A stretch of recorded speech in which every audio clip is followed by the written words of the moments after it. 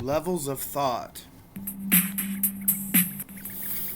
Well, how do you portray the idea of a level? With the defining characteristic.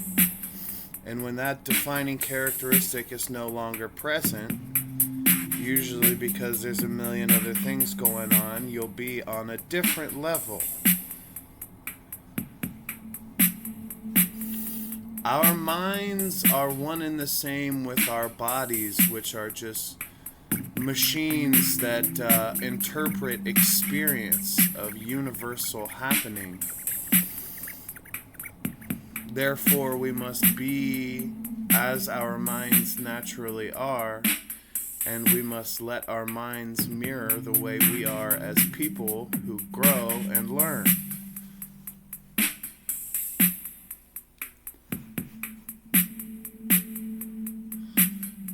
You must respect the cognitive powers of the human mind and its ability to understand and describe things that are confusing and difficult. If you are trying to make a steak and it keeps exploding and you don't know why, well, that's because not you're stupid, but it's because you don't know somebody replaced your butter with plastic explosives. Anyway,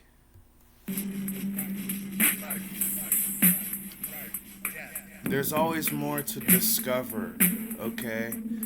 And if we bring anything with us, we're gonna have to bring something that's gonna either be worth something from the spirit world or something that's not going to be broken by its manifestations. Excuse me.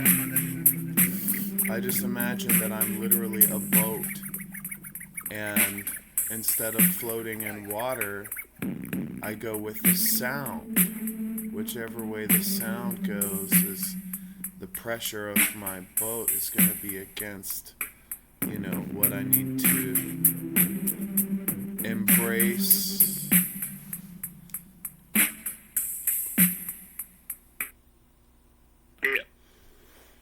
Colors.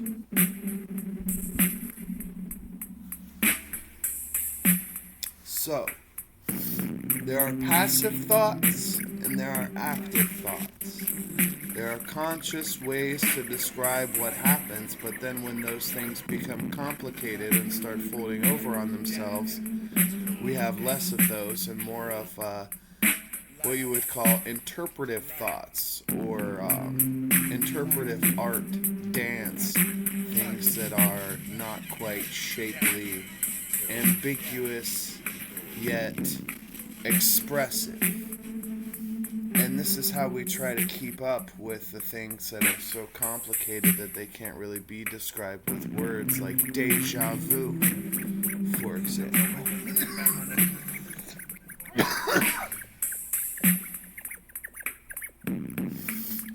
Excuse me.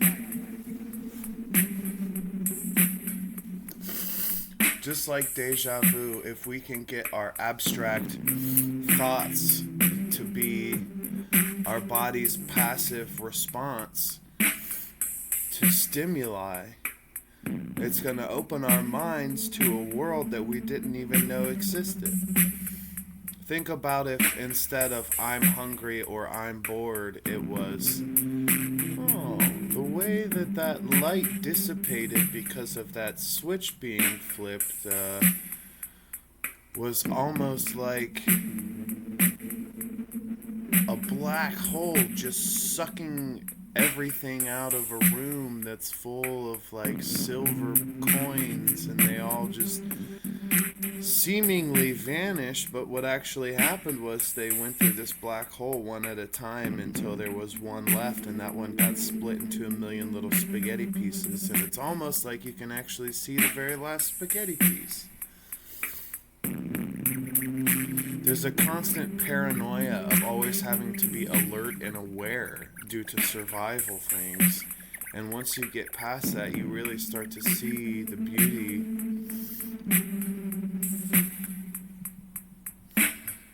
The structure of the mind is the level of thought. I mean, think about platforms. When you land on the very top one, you don't even know you're on a platform because all the other ones are below you. You literally can't see them. You think it's the only one. Well, if you weren't on a platform before that, congratulations.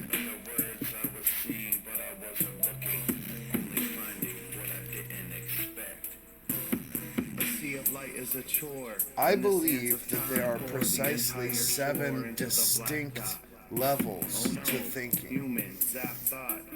And the reason that they are distinct is because level 1 thoughts do not contain any of the defining characteristics of level 4 thoughts, which you can actually see and play with like clay. Music is in the sound of the sleeping hound as his other head looks around.